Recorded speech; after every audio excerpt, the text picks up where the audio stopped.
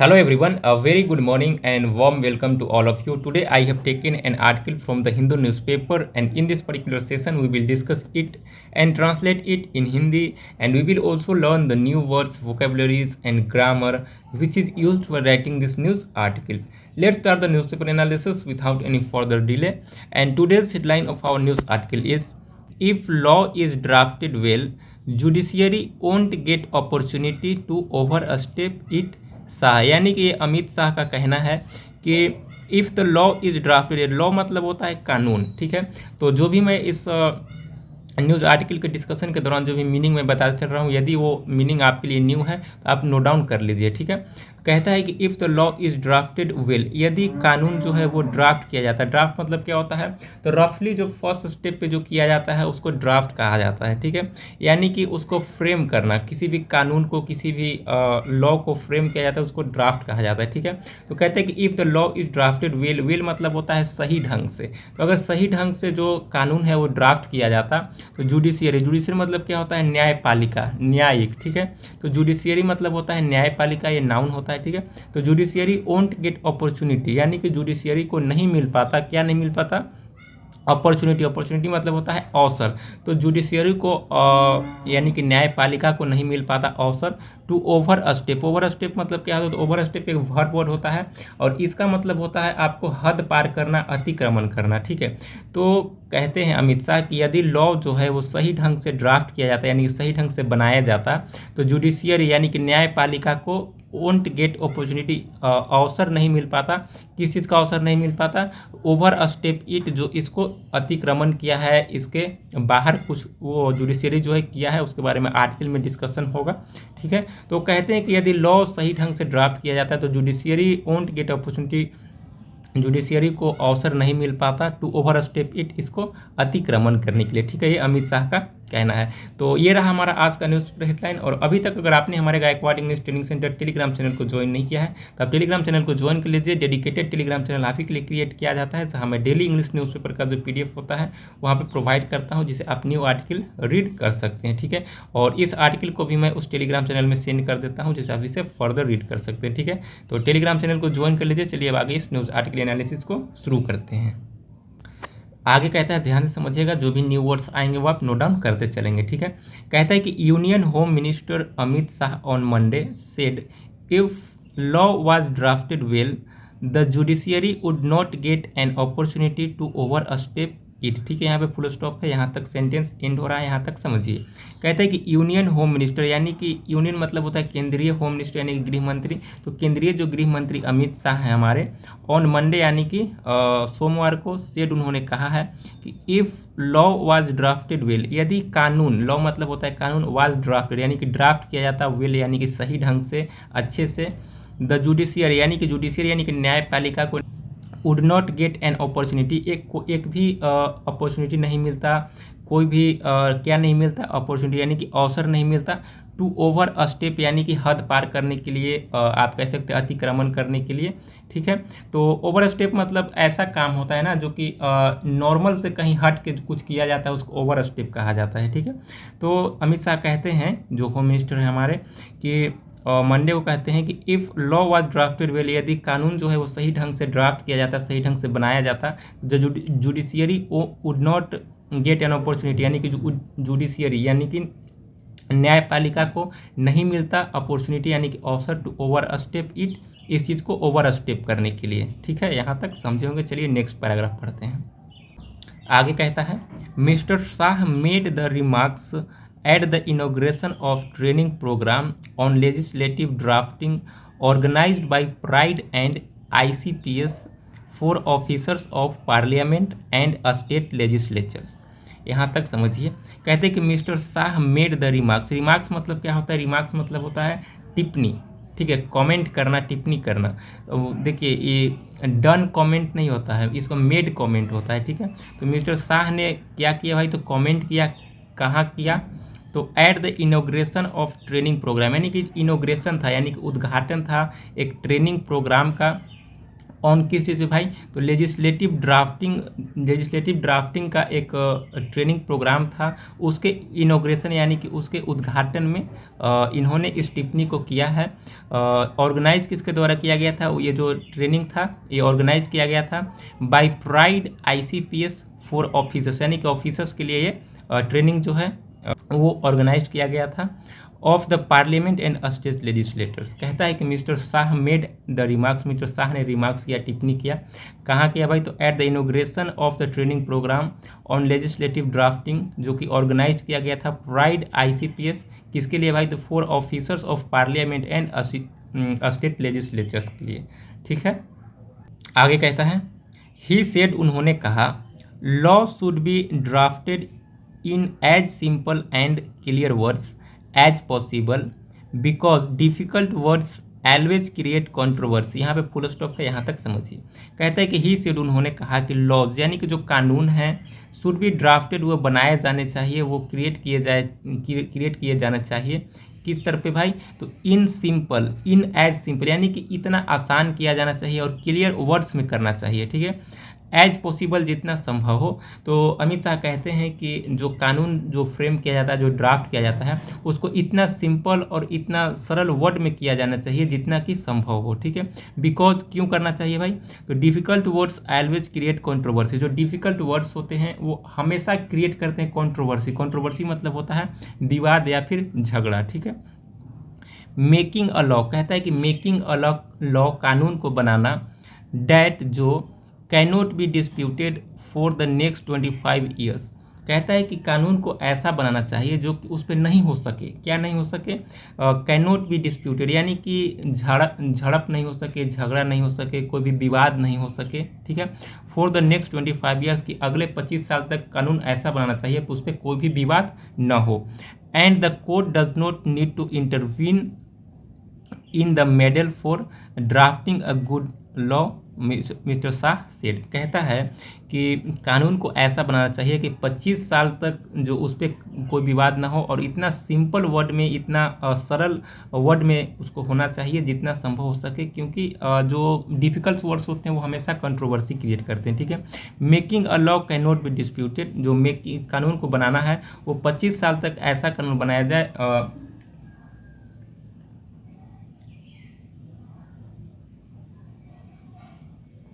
making a law that cannot disputed for 25 years and the court does not need to intervene is a medal।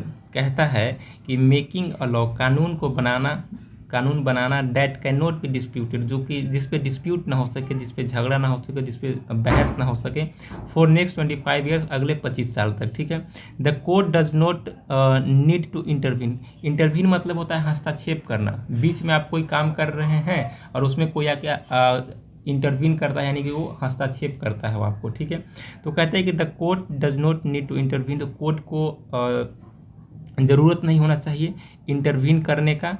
Is a medal, वो एक medal हो। Medal मतलब क्या होता है? जैसे प्राइज मिलता है ना, कि ऐसा कानून बना दो भाई जो कि ना ही 25 साल तक उस पर कोई बहस ही ना हो, इतना अच्छा हो, इतना सरल वर्ड में हो, और ना उस पर कोर्ट कभी इंटरवीन करे, तो वो एक मेडल के रूप में बताया गया कि is a medal for drafting a good law. वो एक मेडल होता है किस चीज़ के लिए? तो ड्राफ्टिंग यानी कि बनाने के लिए, अ गुड लॉ यानी कि अच्छे कानून को, मिस्टर शाह ने कहा। ठीक है, द होम मिनिस्टर सेड, जो होम मिनिस्टर उन्होंने कहा कि article 370 of the constitution that provided a special status to the former state Jammu and Kashmir was a temporary provision and whoever drafted the law was sharp enough to insert the phrase temporary in the index। ठीक है, यहाँ तक समझिए। कहता है कि home minister आगे फिर से कहते हैं कि आर्टिकल 370 जो था, जो कि जम्मू कश्मीर एक राज्य है, पहले हमारा राज्य था जम्मू कश्मीर, अब उसको 2 टेरिटरीज में डिवाइड कर दिया गया है। ठीक है, तो वहाँ पे जो 370 आर्टिकल था वो प्रोवाइड करता था स्पेशल स्टेटस, यानी कि एक स्पेशल स्टेटस प्रोवाइड करता था, खास वहाँ पे चीज़ों को प्रोवाइड करता था सिर्फ उस जम्मू कश्मीर के लिए। वाज अ टेम्प्ररी प्रोविज़न, वो टेम्प्ररी प्रोविज़न था। ठीक है, कैसा प्रोविज़न था? तो वो टेम्प्ररी प्रोविज़न था। एंड हु एवर, और जिसने भी ड्राफ्टेड, उसको बनाया, द लॉ, उस लॉ को, वाज शार्प इनफ, वो शार्प इनफ था टू इंसर्ट, इंसर्ट करने के लिए। शार्प मतलब होता है एक क्लियर, ठीक है। तो इतना स्पष्ट था कि उसमें इंसर्ट किया गया था, उसमें भरा गया था, लिखा गया था द फ्रेज, एक फ्रेज लिखा गया था। क्या लिखा गया था भाई? तो टेम्पररी। टेम्पररी मतलब होता है एक टेम्पररी चीज़ें होती है, एक परमानेंट होती है, ठीक है। तो परमानेंट जो हमेशा के लिए, टेम्पररी जो कुछ समय के लिए, ठीक है। तो वहाँ पे ये चीज़ें जो 370 में जो लिखी गई थी, ये टेम्परेरी फ्रेज जो है वहाँ पे ऐड किया गया था, ठीक है। ये हमेशा के लिए इस जम्मू कश्मीर राज्य को नहीं दिया गया है यह स्पेशल स्टेटस, ठीक है। तो उसको हटा दिया गया बीजेपी के सरकार के द्वारा, ठीक है। इन द इंडेक्स, उस इंडेक्स में ये क्लियरली मेंशन था, ठीक है। तो वो यही कहते हैं कि जो 370 आर्टिकल था कॉन्स्टिट्यूशन का, जो कि प्रोवाइड करता था special status to the former state Jammu and Kashmir को, वाज टेम्पररी प्रोविजन। वो एक टेम्पररी प्रोविजन था, ठीक है। एंड हु एवर, और जिसने भी उसको ड्राफ्ट किया, जिसने भी उसको बनाया, the law was sharp enough, वो इतना क्लियर था, इतना स्पष्ट था कि इंसर्ट, उस पर इंसर्ट किया गया था the phrase temporary in the index, उस इंडेक्स में, ठीक है। आगे कहता है any provision in the constitution can not be temporary. कोई भी प्रोविज़न जो है कॉन्स्टिट्यूशन में, संविधान में, कैन नॉट बी टेम्पररी, वो टेम्पररी नहीं हो सकता। The written debates of the time when article 370 was inserted are not available, ठीक है।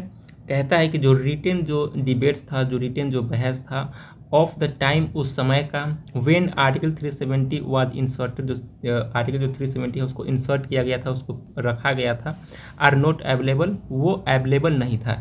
यानी कि कोई भी प्रोविज़न जो है वो टेम्पररी अवेलेबल नहीं था। और जब आर्टिकल 370 भी जब लगाया जा रहा था तो उस टाइम भी टेम्पररी प्रोविज़न नहीं था, ठीक है।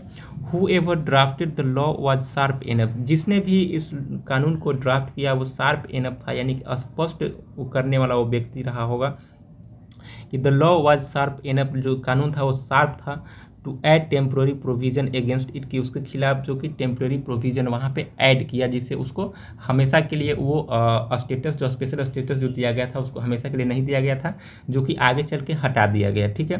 तो जो 370 जब इंसर्ट किया जा रहा था, जब लगाया जा रहा था, वहाँ पे जब दिया जा रहा था जम्मू कश्मीर को एक स्पेशल स्टेटस, उस टाइम पे कोई भी ऐसा प्रोविज़न नहीं था कॉन्स्टिट्यूशन में, संविधान में, जो कि टेम्पररी हो, ठीक है। लेकिन उसको लगाने के साथ साथ इस चीज़ को भी ऐड किया गया था कि ये टेम्पररी प्रोविजन भी हो सकता है। The minister said, home minister जो है, गृह मंत्री, उन्होंने कहा है, ठीक है। अब देखिए आगे कहता है कि ही सेड, उन्होंने कहा, the spirit of our languages was important and as most laws were drafted in English, many a time the intent of the legislator was not reflected in the English version. कहता है कि ही said, उन्होंने कहा, the spirit, spirit मतलब क्या होता है?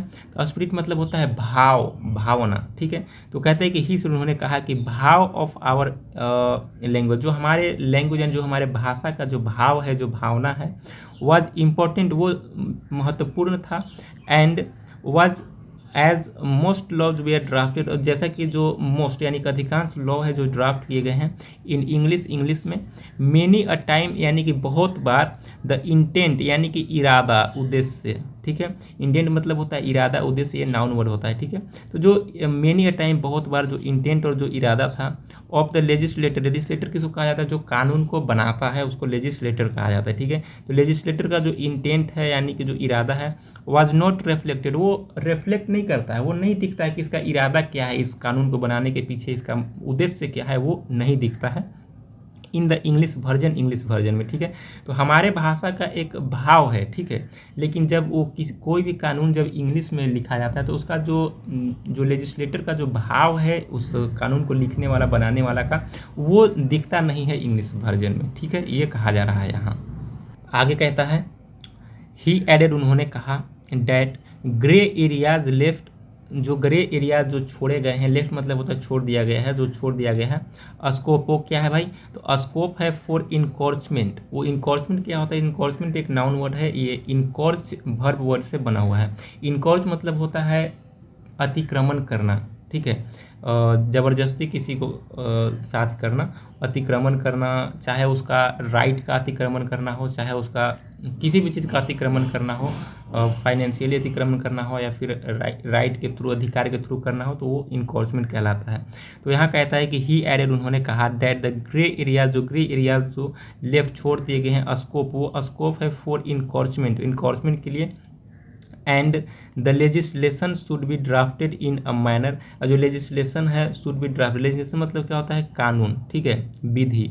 तो लेजिस्लेशन जो है शुड बी ड्राफ्टेड, वो बनाया जाना चाहिए इन अ मैनर, इस ढंग से, डैट की रिफ्लेक्टेड द पॉलिटिकल विल, जो पॉलिटिकल विल को रिफ्लेक्ट करे, ऑफ द कैबिनेट और पार्लियामेंट, यानी कैबिनेट को और पार्लियामेंट का जो पॉलिटिकल विल है उस चीज़ को रिफ्लेक्ट करे, इस ढंग से किसी भी लेजिस्लेशन यानी कि कानून को बनाया जाए, ठीक है।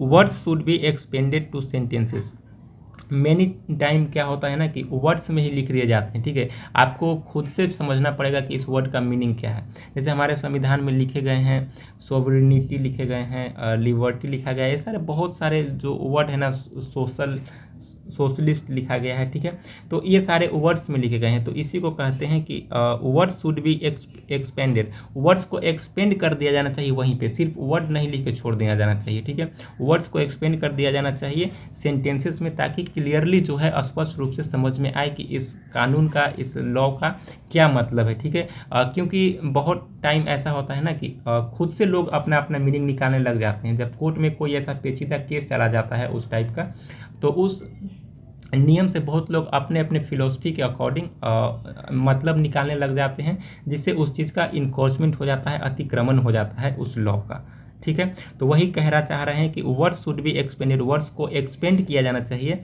टू सेंटेंसेस, यानी कि सेंटेंस में होना चाहिए वो, ताकि क्लियरली सबको पता चले कि इसका मतलब क्या है, ठीक है। आगे कहता है, लास्ट पैराग्राफ है हमारा, कहता है कि मोस्ट लॉज, यानी कि जो अधिकांश जो कानून हैं, आर ड्राफ्टेड, जो बनाए गए हैं, इन इंग्लिश में, बट कहता है कि अधिकांश जो कानून हैं वो हमारे इंग्लिश में बनाए गए हैं, ठीक है, बट लेकिन to reflect the spirit of our language, कहते हैं कि टू रिफ्लेक्ट यानी कि रिफ्लेक्ट करना, दिखाना, स्पिरिट यानी कि भाव ऑफ आवर लैंग्वेज, हमारे भाषा का जो भाव है उसको दिखाना, इज़ वेरी इंपॉर्टेंट, वो बहुत ज़्यादा महत्वपूर्ण है, ठीक है, क्योंकि अधिकांश जो कानून हैं हमारे देश में वो इंग्लिश में ही लिखे गए हैं, ठीक है, इंग्लिश में ही बनाए गए हैं, बट टू रिफ्लेक्ट करना, दिखाना, the spirit of our language, हमारे भाषा का जो भाव है उस चीज़ को दिखाना बहुत महत्वपूर्ण है, ठीक है।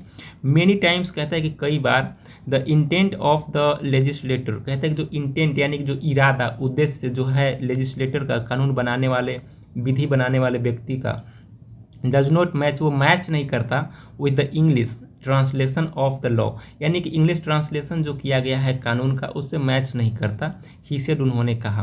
तो कहते हैं कि अधिकांश जो लॉ है हमारे देश में वो तो इंग्लिश में ही ड्राफ्ट किए गए हैं, बट लेकिन दिखाना, रिफ्लेक्ट करना, स्पिरिट ऑफ आवर लैंग्वेज, हमारे भाषा को रिफ्लेक्ट करना, दिखाना, इज़ वेरी इंपॉर्टेंट, वो बहुत ज़्यादा महत्वपूर्ण है। मेनी टाइम्स, बहुत बार, the intent of the legislator does not match with the English translation of the law, यानी कि उस कानून के जो इंग्लिश ट्रांसलेशन है उससे हमारे जो लेजिस्लेटर का जो भाव है वो दिखता नहीं है। क्योंकि देखिए, इंग्लिश लैंग्वेज और हिंदी लैंग्वेज दोनों अलग अलग लैंग्वेज हैं, ठीक है, तो दोनों का भाव भी अलग अलग होता है। तो अगर हिंदी चीज़ का अगर एग्जैक्ट ट्रांसलेशन कर दिया जाए तो उसका जो हिंदी में जितना भाव दिखता है, जितना इंटेंट दिखता है, जितना स्पिरिट दिखता है, वो इंग्लिश में शायद आपको न दिखेगा, और जो इंग्लिश लैंग्वेज का जो भाव है वो हिंदी में उतना नहीं दिखता है, ठीक है। तो वही इनका कहना है कि भाई बहुत सारे जो कानून हैं वो तो इंग्लिश में ड्राफ्ट किए ही गए हैं, लेकिन हमारे भाषा को जो भाव है उसको भी दिखाना जरूरी है, ताकि जो ये पता चले कि जो लेजिस्लेटर, जो कानून बनाने वाला जो व्यक्ति है वो किस भाव से इस कानून को बनाया है, उसका भाव क्या था बनाने का, ठीक है, और हमारे भाषा में उसका भाव क्या है, ठीक। आई होप आपको वीडियो अच्छा लगा होगा और एक्सप्लेनेशन अच्छा लगा होगा। Thank you so much for watching this video. जय हिंद गाइस।